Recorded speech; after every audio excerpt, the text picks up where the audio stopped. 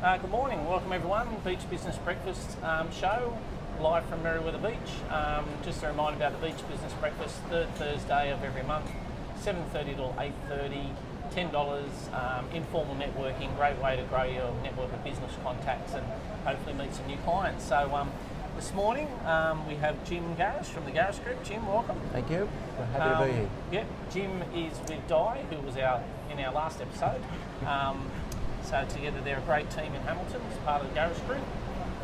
Di doing the property investment advice and Jim the strategic accounting. So Jim, tell it, how long have you been doing accounting for? Well, I've been in this industry for, let me think, 45 years, maybe 46 years, something like that. So I'm an old bloke now. Fantastic. So you did accounting at uni? I did, yes. Yeah. I did a traineeship in Newcastle with a very large firm, and finished my my Bachelor of Commerce degree at Newcastle Uni. So I'm a local boy. Excellent. Not born here, but I'm a local boy. Excellent. So with the, was that when there was like the big 8 accounting firms, or the big 6 or the big 4? The big 6, I think it was. It's now morphed into PricewaterhouseCoopers. Yeah, the big one. Yeah. But it wasn't called that in the early days. It's had a few changes since then. Pricewaterhouse, and then they I went back. I gave power back as Cooper Brothers and Co. Wow. So that's not many people actually remember that. Not the history of accounting in Australia. Not from the beer fame though. No, not that Coopers. No. Yeah. So you worked with a firm for a while, and then you thought, hang on, I wouldn't mind going out by myself. That's right. Yeah. Well, a big firm is their focus is in an area that I wasn't interested in. They're the larger businesses, the pointy end of town, as most people refer to it. And that's not where I saw myself. I'm a sort of a people person. I believe I am anyway. And so I want to have that personal sort of touch and provide that personal service. So having spent 11 plus years with the big firm, I couldn't see myself staying there any longer. So we decided myself and another fellow, we decided to buy a very tiny practice over in Stockton. And we started our business in Stockton, so a sleepy little Stockton town, and that's we're talking 33 years ago now that occurred, and I still have a lot of those clients even from those days. So it's great. It was a nice way to start, and it helped us to move into the sort of doing the things that we wanted to do. But certainly the main thing being to provide that personal service. Was that important, having that existing customer base when you got started? Like that gave you some sort of initial cash flow instead of going, oh my God, where is the first customer coming from? That's correct. We wanted to have some sort of base to work with, and it also it was a cash flow issue that. Just when you leave a firm and you've all the commitments outside of that, you don't build up You're not instantly getting paid. No, you don't build up a cash balance or a cash reserve to be able to then go in and do something. So we found a little business that it was just a nice size and gave us opportunities to do other things. So the cash flow was a very important part of that early start. Was it hard to keep those clients? Like whoever they were dealing with before, I presume, had moved on, or? No, actually it wasn't hard at all. He had, he was an unusual person, if I could say that, and so he made it easier for us. All we had to do was actually care about the clients themselves, and we could win them over pretty quickly. So in the early days, was it more focused on like doing tax and that sort of thing? Tax, basically. That's what it was. It was just a tax business. So written ledgers. It was. Everything was handwritten. Paper spreadsheets. Everything was handwritten in those days. We saw the introduction of a computers, and it was using the MS-DOS by the. So that's Commodore 64s. That's the type of thing that we transitioned into. But we initially we hand wrote everything. Hand wrote, and we had a typist that came in and prepared financial reports in an appropriate manner. But yes, it was quite different back in those days. And I suppose the thing is, did you willingly embrace computers, and was a VisiCalc, I guess, was the software at the time, or like Well, we used. you were open to it? We were very open to it because we could see how much time was being taken up in just preparing drafts or writing and things like that. And we thought that we wanted to be seen to be a little bit different. So when a company called Solution 6 came on board, and they provided an accounting package that made things a lot easier. You know, on the very wide, large paper with the sprockets for the paper. Wow. Yeah. It was a real innovation, and we were providing basic reports. They weren't flash or anything like that, but in the DOS matrix type stuff, it was really different. And but we saw that as a way of being able to demonstrate some point of difference between us and the previous owner. Yeah, right. So tax was sort of like the bread and butter, Principal and then tax. you sort of move into more strategic advice. Well, and that sort of thing? we saw an opportunity of being able to do the management style advice, analysing the business clients' affairs and being able to provide some advice, but and using a very limited spreadsheet style analysis to be able to do that. You have to use some of your expertise to analyse it and be able to create something. But that's where we saw ourselves moving into the advice area rather than just being a sausage factory churning out tax returns. Yeah. Was that led mainly because your clients were saying, well, Jim, what do I do?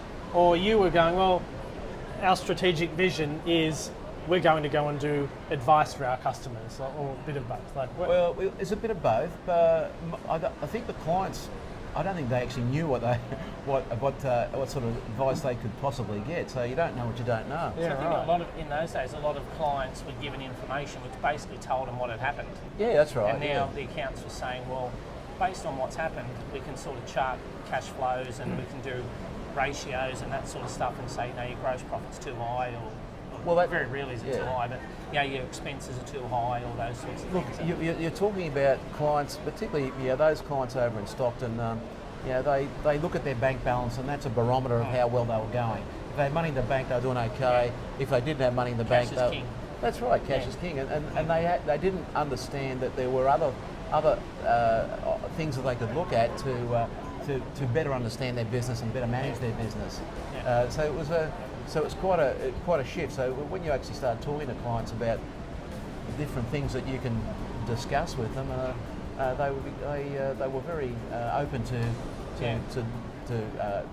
what we were asking them, to the direction we were heading in, and I think they appreciated the change in direction from their advisors. Yeah. So you're in Stockton, and then now you're in Hamilton. Did you sort of move from Stockton to Hamilton, or was there? Well, we actually bought another business in Hamilton, and that so we had. I'm just trying to think how many.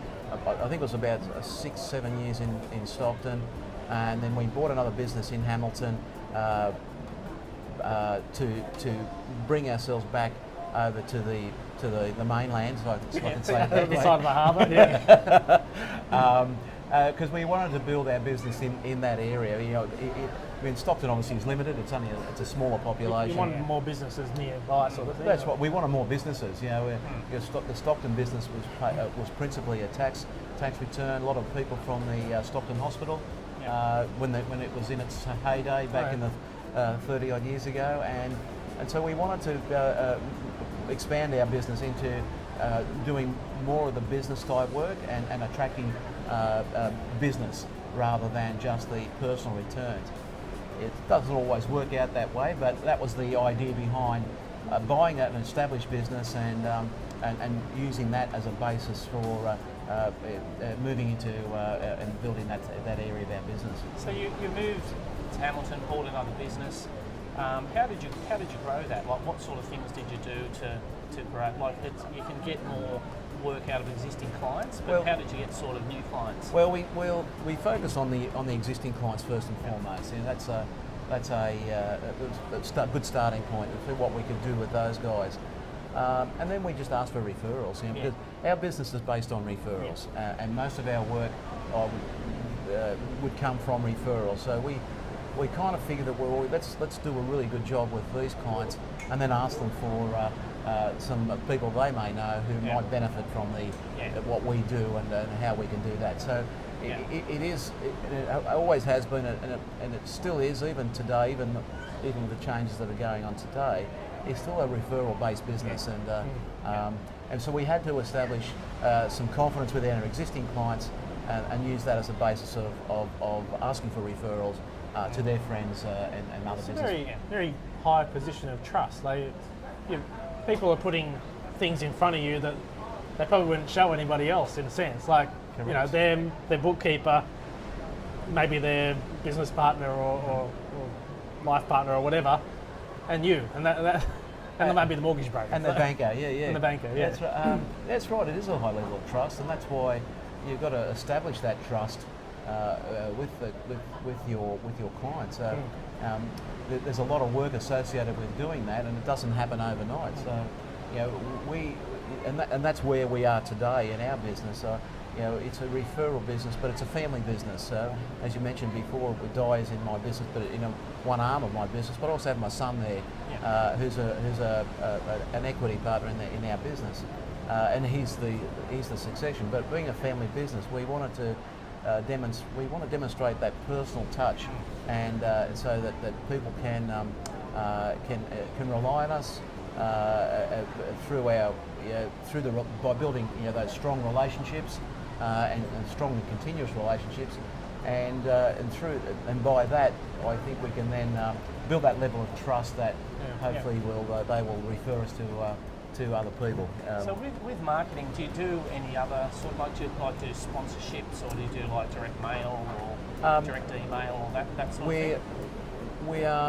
We do a couple of sponsorships. We don't do many of those, but they're more of assisting existing clients, and you've got they come and ask you for some sponsorship of their football club or whatever it might be. If you have half a dozen clients in the football club, you might be inclined to help them out a little bit or something. That's right, and we have done some direct mail, but the problem we had with that when we did that some time ago was it wasn't consistent. We didn't send a consistent message out now. Yep. So what we're doing now is we're really starting to focus on the social media side of things. Yep. I've got a marketing person that I employ now. Yep. She's there on 3 days a week, and we're really building a social media presence, and we want to use our website as a sales funnel. Yep. And one thing we are going to be doing is in October. This year we're putting on a very public event. We're hosting that, and so we're hoping that people will come along and see that the new world of business. Our business has changed over the time, and see what opportunities they have to build their business through in the digital world, and so we're hosting a big event like that. There's and I believe that will also push our brand out there a little bit more, and get people sort of to know who we are, and if we have that sort of presence, I believe will help build our business, and also demonstrate to our current clients as well as our future clients that we have the ability to look after all aspects of their financial work. What we're about is our catchphrase is we want to assist and motivate our clients to creating a beautiful financial future. So that's good, and your new branding with the tree and all that is quite nice. We're going down a totally new path. The old brand of 20 odd years now is we saw that as perhaps time for a change, and we need the tree is about new growth, and it's not just for us but for our clients. So And that's the thing, if you can do that for your clients, they'll tell their clients, who's in people sort of around, who's your accountant? Oh God, he's hopeless, or whatever. And they go, well, use my accountant, he's really good. He just doesn't tell me the problems. He's coming up with ideas for the future. He has fantastic people that he works with, like me as a mortgage broker, and Jeremy's probably the world's leading website designer and hoster, and the other people that you and Di know through the Beach Business Breakfast, so that's got to be a plus. I did want to tell my accounting joke, which was how can you tell a extroverted accountant when they when they're talking to you, they're looking at your shoes rather than theirs. I think so. So Jim, you've been, as you said, in business quite a long time. You obviously started when you were about 3. If you started that long ago. What's the best bit of business advice you've been given, or since you've been in business, or the best sort of pearls of wisdom people have given you? Obviously you get lots of advice from lots of people, but I think one of the things that I did some years ago was actually have a mentor, and someone I could talk to about what I was thinking, and one of the things they told me was that is about understanding your business a lot better. So knowledge is power. Yep. And if you understand your business a lot better, you then have, and that's knowing your numbers, so we'll come back to the numbers, you have the ability to actually manage your business better and make some really strategic decisions about how you progress your business. And I used a mentor for a couple of years, and I found that invaluable to help me understand and crystallise the direction I should take, and I found that really good, and and in some ways that's where I like to see myself as trying to be a mentor for my clients. Someone did it for me, and I think I can help somebody else in the same fashion by showing them how they can actually understand their business a lot better and manage it and create some opportunities for themselves. Fantastic. Okay, well thanks for that. Well, thanks for coming in, Jim. No, thank you. Look beautiful in the Mambo shirt and a couple of Hawaiian lays, which is great. So did we introduce Peter the Pineapple? I can't remember that. Peter the Pineapple. Peter's still here. He's Peter been the Pineapple. patiently waiting on the table for his turn. Yeah, his turn. He hasn't said much. We've sort of said to Peter he's got to open a business first and have something to talk about. So just a reminder, Beach Business Breakfast, third Thursday of every month, Merriweather Beach. Everyone's welcome. Go to the website, beachbusinessbreakfast.com.au, which Jeremy put together with the help of Rachel, who works for Jeremy. So fantastic job there. So thanks, Jim, and enjoy the rest of your day. Thanks for coming in. Thanks, Jeremy. Thank you.